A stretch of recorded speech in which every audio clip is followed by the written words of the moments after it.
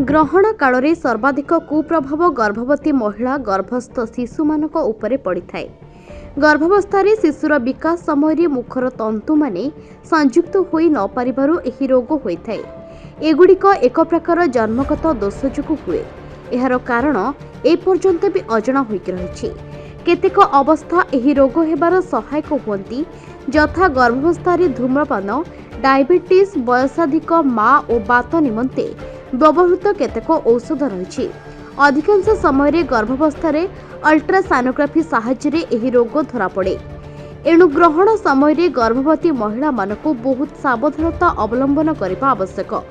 जेपरी एही समय बाहर को न बाहरिबा, पराग को न देखिबा, धारुआ अस्त्रर व्यवहार न करिबा, कबाट झरका बंद करी घर भितरे रहिबा, खाद्य न खाइबा, बाहर मलमूत्र त्याग न करिबा, कौनसी द्रव्य को न काटिबा, डालपत्र न छिंडेबा, सिलाई न करिबा, खाद्य तैयारी न करिबा, सूर्य किरण किंबा सूर्यास्त निज उपरे पड़िबाकू न देबा, एपरि किछि नियम पालन कले सेमानक प्रति कौनसी असुविधा होई न थाए और गर्भरे थिबा शिशुमानकर मध्य कौनसी क्षति होई न थाए। एहा करिबा द्वारा ग्रहण प्रभावरु मुक्त होई ग्रहण खंडिया आदि विकलांगतारू रक्षा पाई परिथांती। एहा व्यतीत गर्भवती स्त्री लोक माने मध्य केतेगोटी सामान्य प्रतिकार कले सेमानक गर्भस्थ शिशुर ग्रहण कुप्रभावर शिकार होई नथांती।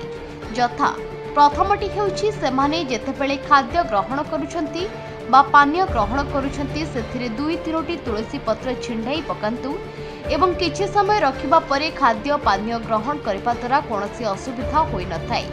द्वितीयटी हेउछि पराग बेले सोइबा समय निज गोड़ हाथ को जाकी बा मोड़िकी सुअंतुनी सीधा करी सुअंतु, एहा द्वारा मध्य कोनोसी परागर कुप्रभाव पड़ी नथाय।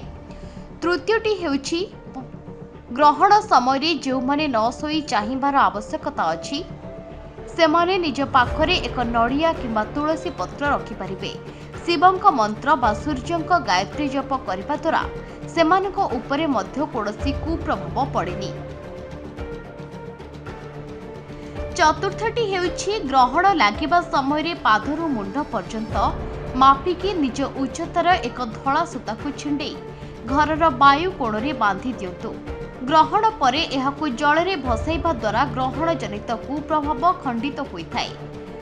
भूलले ग्रहण समय ग्रस्त सूर्य को दर्शन करिदेइथिले दुई पाद और हाथ को धोई गोड़ और हाथर काणी अंगुठी नखरे लोहुड़ी लगाई दे पराग परे स्नान कले कुप्रभाव पड़ेनी।